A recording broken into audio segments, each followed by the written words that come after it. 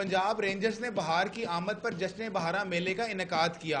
Army band ने मिली नगमों पर खूबसूरत धुनें पेश की, जिस पर इंतहाई खूबसूरती से रेंजर्स के जवानों ने बैंड ड्रिल भी पेश की।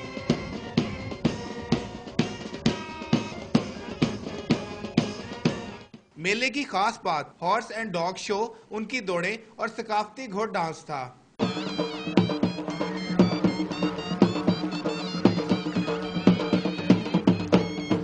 सिर्फ यही नहीं बल्कि रेंजर्स के जवानों ने नेजाबाजी में अपनी मुहारत के जौहर दिखाकर जोश और वलवले की दास्तान भी रकम की।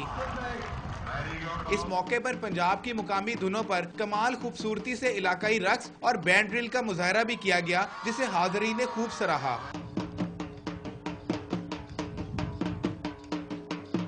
फर्स्ट टाइम यहाँ पे आई हूँ, मुझे बहुत मज़ा आया।